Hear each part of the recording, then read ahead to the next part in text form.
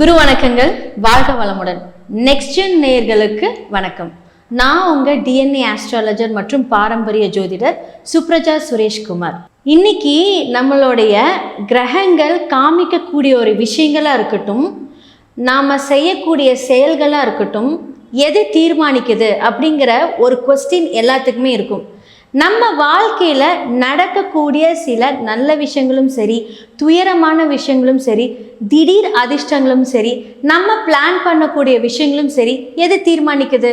இந்த பிரபஞ்சத்தில் நம்ம காமிக்கக்கூடிய நம்ம லக்னத்தில் சுய ஜாதகத்தில் இருக்கக்கூடிய கிரகங்களும் அதனுடைய நட்சத்திரங்களும் தான் முடிவு செய்யுது. ஸோ இன்னைக்கு உங்களுக்காக நான் என்ன மாதிரியான காரியங்களை குறித்து நான் இப்போ பேச போகிறேன் அப்படின்னா, தை மாத பலன்கள். ஒவ்வொரு மாதமும் ஒவ்வொரு கிரகங்கள் அந்தந்த பாவகத்துக்கு மாற்றப்படும். ஸோ மாறினதுக்கு அப்புறமா அதனோட பார்வைகளாக இருக்கட்டும், அந்த கிரகங்கள் எந்த இடத்துல இருந்து நம்மளைய ஆட்டி படைக்குதா, இல்லை நம்மளுடைய செயல்களுக்கு அது ரொம்ப ஃபேவராக இருக்கா, இல்லை நம்ம நினச்ச காரியங்களுக்கு தடையாக இருக்கா அப்படிங்கிறத கண்டிப்பாக ஒரு சூட்சும முறையோட நம்ம அதை கண்டிப்பாக பார்க்கணும். அது எப்படி பார்க்கறது? நம்மளோட சுய ஜாதகத்தை நீங்கள் வெரிஃபை பண்ணணும். ஸோ கோச்சார பலன்கள் எந்த பார்வையிலையோ எந்த பாவகத்திலேயோ இருக்குதோ அது நம்மளுடைய லக்னத்தில் இருந்து அதை நம்ம கிளாரிஃபை பண்ணிக்கணும். கிளாரிஃபை பண்ணுறதோட மட்டும் இல்லாமல் அதுக்கான சிறந்த வழிபாடுகளையும் சிறந்த பரிகாரங்களும்.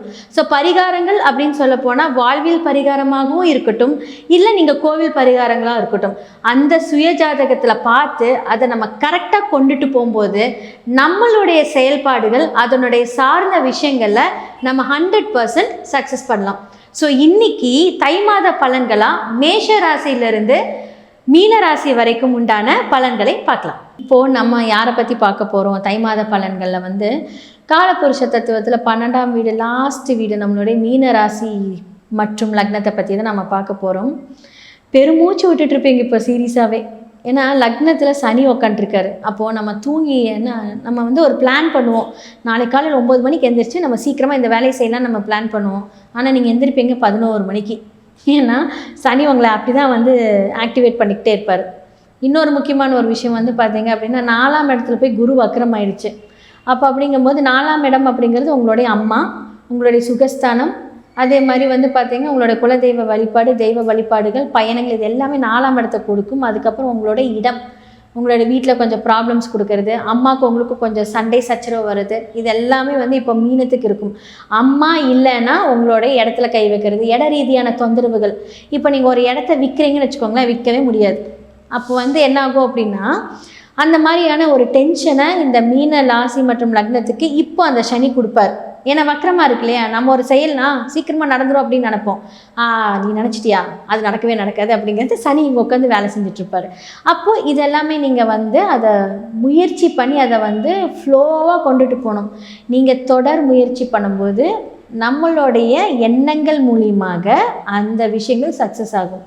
ஓகே, 7ஆம் இடத்த பார்த்திங்கன்னா வக்கர பார்வையாக பார்க்குறாரு. அப்போ மனைவியிடம் சண்டை போடக்கூடாது. உங்களோட வாய் எப்படி இருக்குன்னா இப்படி ஜிப். ஏன்னா இப்போ குடும்பத்தில் நீங்கள் பேசாமல் இருக்கிறது ரொம்ப ரொம்ப நல்லது. இதுதான் பெரிய பரிகாரமே. 7ஆம் இடம் அப்படிங்கிறது மனைவி மட்டும் கிடையாதுங்க, உங்களுடைய பிஸ்னஸ், உங்களுடைய பார்ட்னர்ஸ் எல்லாமே. இப்போ மீன ராசிக்காரங்க லக்னக்காரங்க தேவையில்லாமல் வார்த்தைகளை விடவே கூடாது. விட்டுட்டிங்கன்னா வேணும்னே வம்புக்கு பிரச்சனை வருவாங்க. ஸோ இதுலேருந்து எல்லாமே நீங்கள் கொஞ்சம் ஜாக்கிரதையாக இருக்கணும்.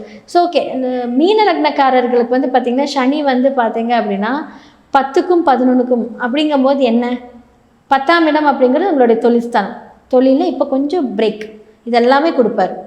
ஸோ முடிஞ்ச அளவுக்கு பார்த்திங்கன்னா சிவன் வழிபாடும், அதே மாதிரி பார்த்தீங்க அப்படின்னா பெருமாள் வழிபாடும் பண்ணிங்க அப்படின்னா இந்த பிரச்சனையிலேருந்து எல்லாம் மீண்டு வரலாம். இப்போ 2க்குரியவர் செவ்வாய், 2க்கும் 12க்குரிய செவ்வாய் பார்த்திங்கன்னா இப்போது 10ஆம் இடத்துல இருக்கார்.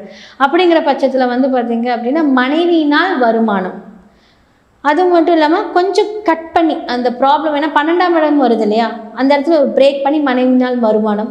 உங்களுக்கு எந்த பிரச்சனையாக இருந்தாலும் உங்களுடைய மனைவி உங்களுக்கு ஹெல்ப் பண்ணுவாங்க. ஆனால் 7ஆம் இடத்தை பார்க்கும்போது அந்த இடத்துலையும் பிரச்சனையும் கொடுப்பாரு. முடிஞ்ச அளவுக்கு கம்முன்னு இருங்க, எதுவுமே பேசாதீங்க, உங்களுடைய லைஃப்பில் நீங்கள் ஜெயிப்பீங்க. என்ன மாதிரியான பரிகாரங்கள் பண்ணால் அப்படின்னா, ஸோ 12ஆம் இடம் அப்படிங்கிறது பார்த்தீங்க அப்படின்னா ஆர்ஃபனேஜு இதெல்லாமே இருக்கும். அதே மாதிரி ஆம்புலன்ஸ் டிரைவர்ஸ் எல்லாமே பார்த்தீங்க, ஆம்புலன்ஸ் அந்த தொழில் எல்லாமே 12ஆம் இடம் தான். அவங்களுக்கு எல்லாமே ஒரு 60 rupees, 600 rupees, அதே மாதிரி 150 rupees, அதாவது இந்த மாதிரியான ஒரு பேமெண்ட்டோ இல்லை வந்து அவங்களுக்கு ஏதாவது ஒரு போர்வையோ செருப்போ வாங்கி கொடுத்தீங்க அப்படின்னா இந்த பிரச்சனைகள் இருந்தெல்லாம் நீங்கள் தப்பிச்சு உங்களுக்கு சுகஸ்தானமும் உங்களுடைய தொழில் ஸ்தானமும் உங்களுடைய குடும்பஸ்தானமும் நல்லா ஆக்டிவேட் ஆகி பிரச்சனைகள்லேருந்து தவிர்த்து கொஞ்சம் சந்தோஷமாக இருப்பீங்க. ஸோ என்ன நேயர்களே, நிறைய பேர் வந்து மேஷராசிலேருந்து மீன ராசி வரைக்கும் உண்டான பலன்கள் கோச்சார ரீதியாகவும் லக்ன ரீதியாகவும் நீங்கள் இப்போ பார்த்துருப்பீங்க. நிறைய பேருக்கு வந்து கன்ஃபியூஷன்ஸ் எல்லாம் இப்போ கொஞ்சம் கிளாரிஃபை ஆகிருக்கும். பட் இருந்தாலும் உங்களுடைய சுய ஜாதகம் மட்டுமே பேசப்படும். ஸோ பொது பலன்களை வச்சு பார்த்தீங்க அப்படின்னா நீங்கள் வந்து என்னென்ன மாதிரி விஷயங்கள் நடக்குது அப்படிங்கிறத தெரிஞ்சுக்கலாம்.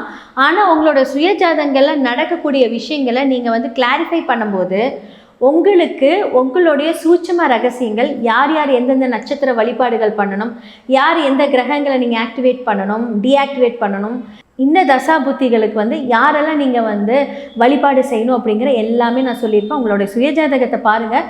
கீழே நம்பருக்கு காண்டாக்ட் பண்ணி உங்களோட சுயஜாதகத்தை நீங்கள் ஷேர் பண்ணுங்கள். ஸோ அடுத்து இதே மாதிரி ஒரு நிகழ்ச்சியில் உங்கள் எல்லாத்தையும் நான் சந்திக்கிறேன். வாழ்க வளமுடன்.